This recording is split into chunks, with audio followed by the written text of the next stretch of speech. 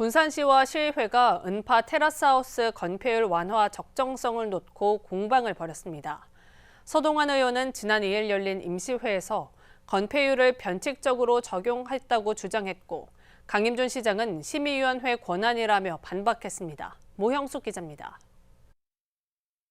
은파공원 저수지와 맞닿은 한 임야. 한 민간 사업자가 이곳에 공동주택을 짓겠다고는 사업계획서가 지난 8월 심의위원회에서 조건부 승인을 받았습니다. 하지만 건폐율을 완화하면서 적정성 여부를 놓고 군산시의회 시정질문에서 도마 위에 올랐습니다. 서동환 의원은 사업자가 변칙적인 법률을 적용해 건폐율을 높였다며 특혜 소지가 있다고 우려했습니다. 이곳은 자연 녹지 지역으로 지구단위 계획 구역이 아닌데도 지구단위 계획 수립 지침을 적용해 건폐율 법적 기준인 20%보다 10%가량 더 높였다는 겁니다. 저수지와 맞닿은 수변지구는 높이 제한이 12m로 용적률보다는 건폐율을 완화하는 게 사업자에게는 이득이라며 특혜 의혹이 나오는 이유라고 지적했습니다. 국토계획법 시행에 뻔히 명시된 상정 방식을 따르지 않고 조례에 명시된 최소한의 범위도 무시한 채 완화를 해줄 수 있는 최대한의 수치 150%를 다 반영하여 특혜성 사업계획이 심의 통과되었습니다.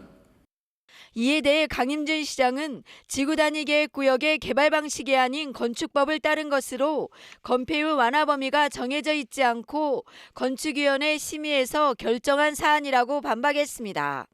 그러면서 사업자가 처음에는 건폐율 41.46%보다 11.53%포인트가 더 낮춰진 29.93%로 조정됐다고 강조했습니다.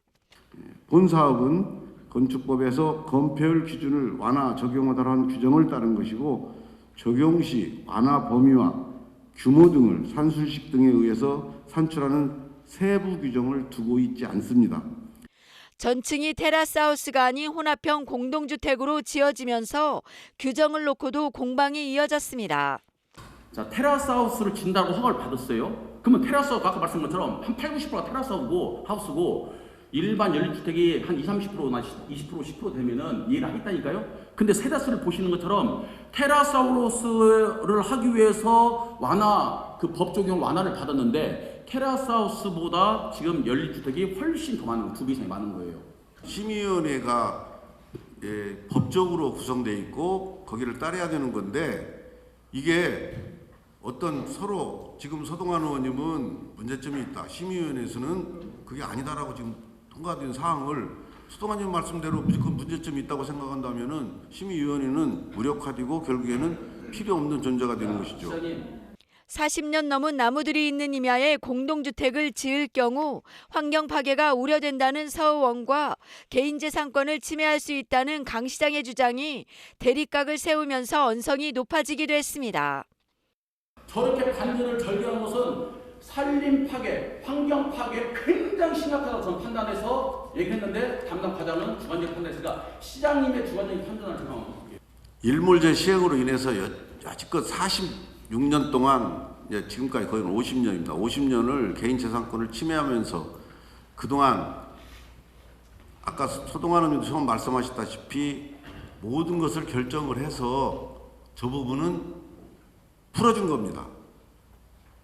근데 다시 또 이것을 다시 원래로 풀기 전으로 돌아가서 여기는 저렇게 보존을 해야 되고 뭐 해야 되고 한다 그러면은 이건 심각한 문제가 있는 거 아닙니까 오히려?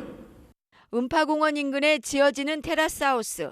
건폐율 완화 적정성을 놓고 논란은 계속될 것으로 보입니다. KCN 모형숙입니다.